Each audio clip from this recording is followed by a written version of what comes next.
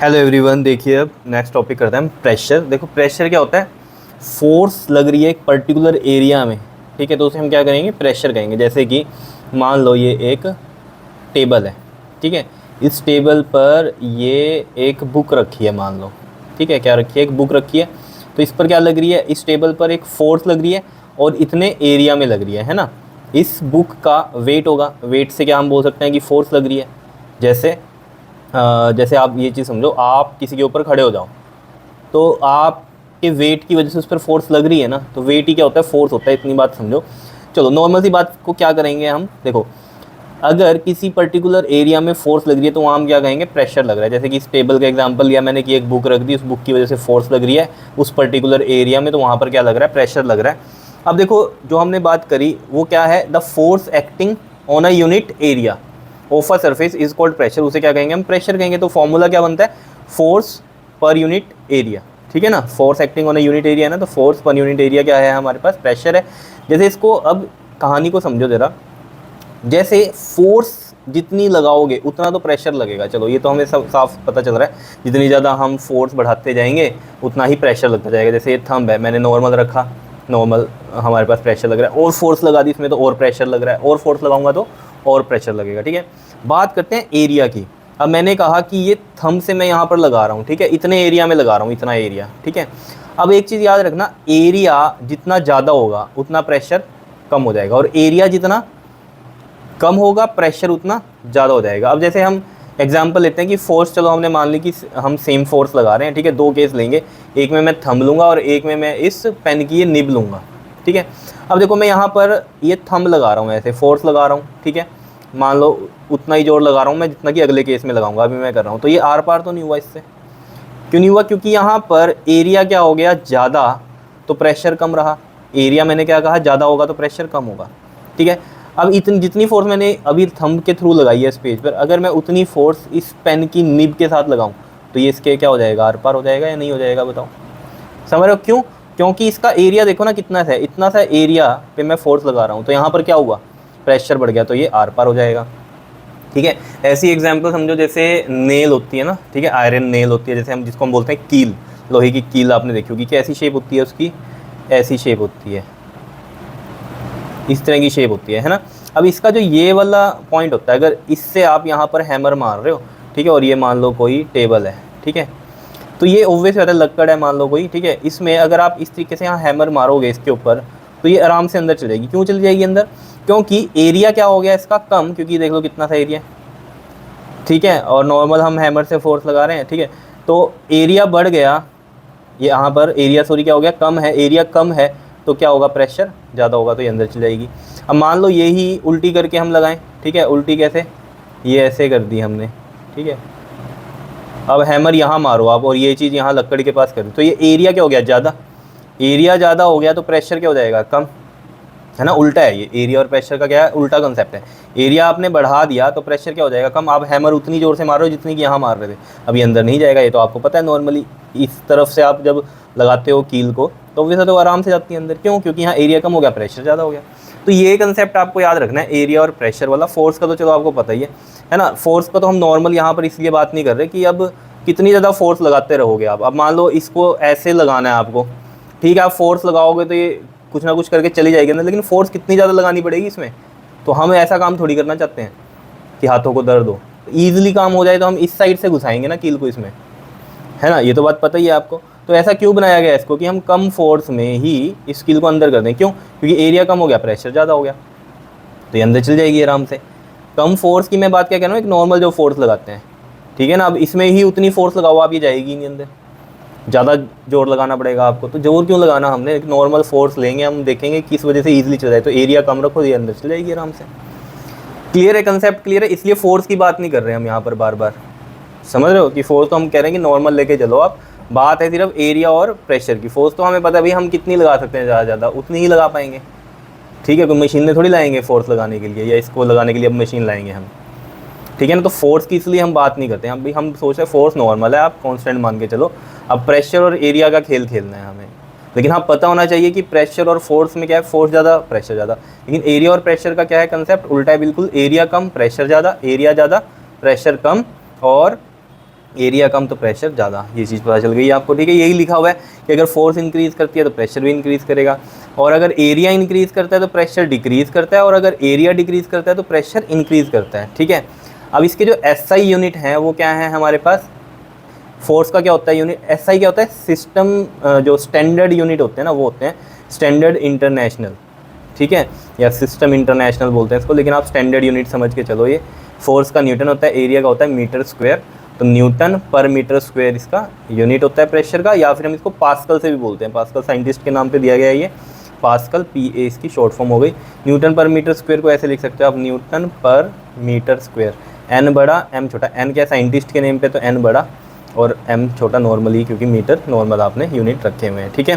Clear है। Application की बात कर लेते हैं तो वही कंसेप्ट है, प्रेशर कम कब होगा, जब एरिया ज़्यादा होगा, और एरिया कम होगा तो प्रेशर ज़्यादा होगा, ठीक है। देखो जैसे हैवी ट्रक आपने देखेंगे, मैं साथ साथ आपको पिक्चर भी दिखा देता हूँ इसकी ताकि आपको क्लियर हो। हैवी ट्रक देखे हैं आपने जिसमें 6 से 14 टायर्स होते हैं, ठीक है, 6 to 14 टायर्स होते हैं, कुछ ऐसा होता है अगर आपने देखा हो, ठीक है, इस तरीके का होता है, ठीक है। अब ये देखो कितने सारे टायर्स लगा दिए, अब 2 यहाँ लगे हुए हैं, आगे 2 पीछे लग जाते हैं, बस सिंपली, क्या दिक्कत थी, कोई दिक्कत नहीं थी।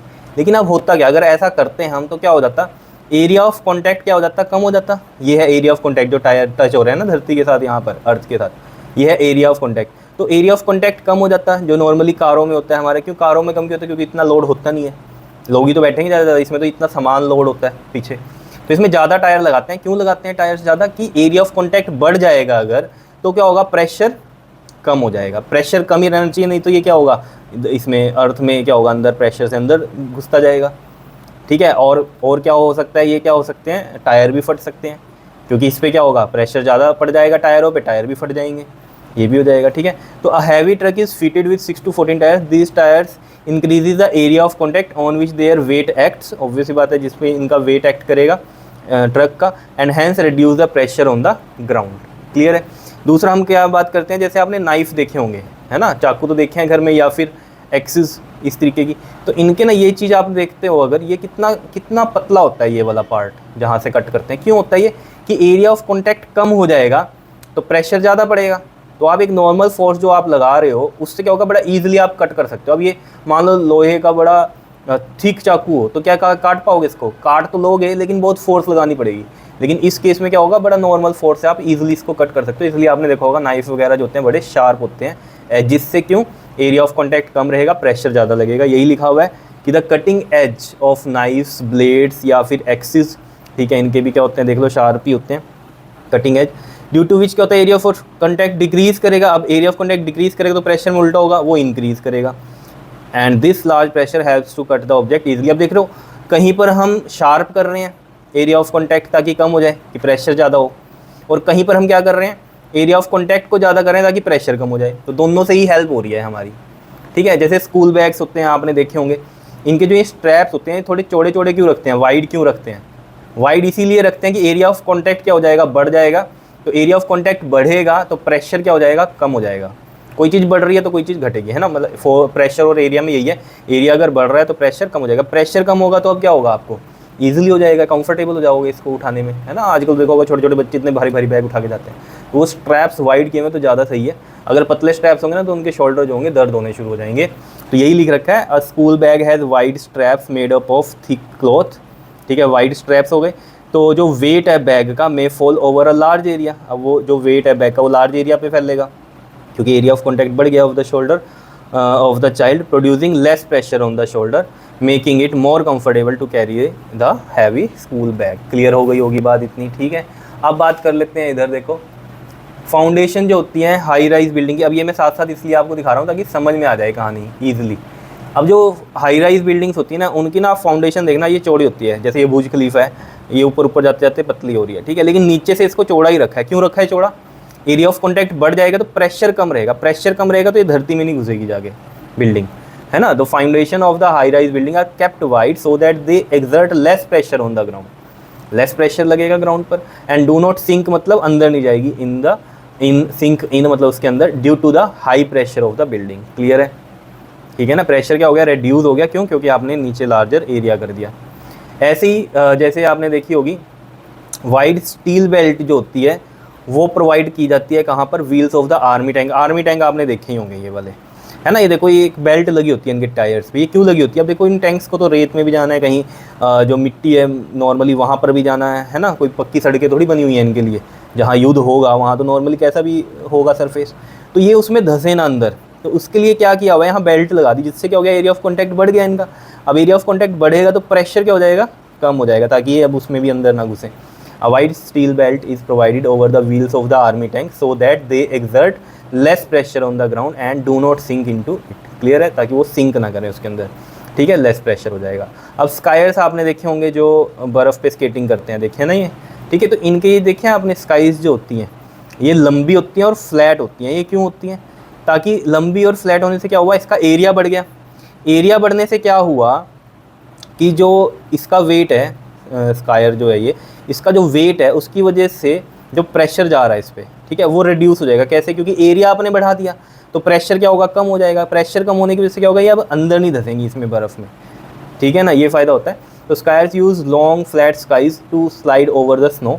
The skis have a large area of contact which reduces the pressure on the snow and enables the skier to slide over the snow without sinking in the snow, ठीक है। इसलिए वो क्या करते हैं, वहाँ स्लाइड करते हैं, क्योंकि ये लंबे होते हैं, फ्लैट होते हैं, ताकि एरिया ज़्यादा मिल गया, प्रेशर कम हो गया, इसकी वजह से ये स्लाइड करते हैं, अंदर नहीं ये धंसते हैं उसके अंदर, ठीक है, बर्फ़ के अंदर। क्लियर है, इतनी बात समझ में आ गई होगी कि हम क्या यहाँ पर समझाना आपको चाह रहे थे, ठीक है। तो प्रेशर का कंसेप्ट आपको क्लियर हो गया। प्रेशर क्या होता है, force acting per unit area, area ज़्यादा प्रेशर कम, क्लियर है। और अगर एरिया कम तो प्रेशर ज़्यादा, ये कंसेप्ट आपको याद रखना है इन सभी एप्लीकेशंस के लिए। वहाँ पर क्वेश्चन किस तरीके से आ सकता है कि हैवी ट्रक में बताओ 6 to 14 टायर्स क्यों होते हैं, तो इसका रीज़न यहाँ से लिखोगे आप, ठीक है, ताकि एरिया ऑफ कॉन्टैक्ट बढ़ जाए और वो जो होगा उसका प्रेशर रिड्यूस हो जाए ग्राउंड पे, ठीक है। और कटिंग एज की नाइफ्स और जो ब्लेड्स हैं या एक्सिस हैं ये शार्प क्यों होती हैं, तो ये भी रीज़न यहाँ पर लिखा हुआ है।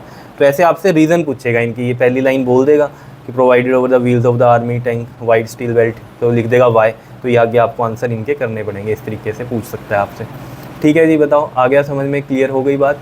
Okay, thank you.